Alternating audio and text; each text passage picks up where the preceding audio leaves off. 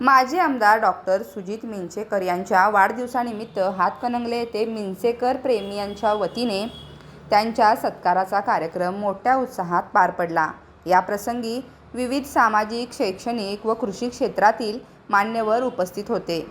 कार्यक्रमाच्या सुरुवातीला छत्रपती शिवाजी महाराज व भारतरत्न डॉक्टर बाबासाहेब आंबेडकर यांच्या प्रतिमेला पुष्पहार अर्पण करून कार्यक्रमास सुरुवात करण्यात आली। त्यानंतर डॉक्टर मिंचेकर यांचा शाल, श्रीफल आणि पुष्पगुच्छ देऊन सत्कार करण्यात आला।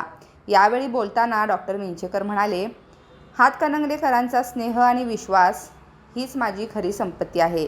समाजसेवेच्या वाटचालीत हा प्रेमाचा ठेवा मला सतत ऊर्जा देत राहील।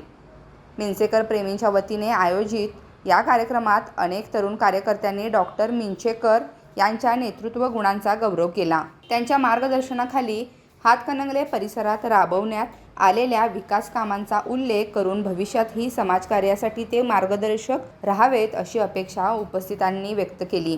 कार्यक्रमाचे प्रास्ताविक हिंगणगाव लोकनियुक्त सरपंच दीपक पाटील यांनी केलं, तर आभार प्रदर्शन अरविंद खोत यांनी मानलं। कार्यक्रमाचे सूत्रसंचालन सचिन दिडे यांनी केलं। न्यूज मराठी 24 साठी विनोद शिंगे, कोल्हापूर।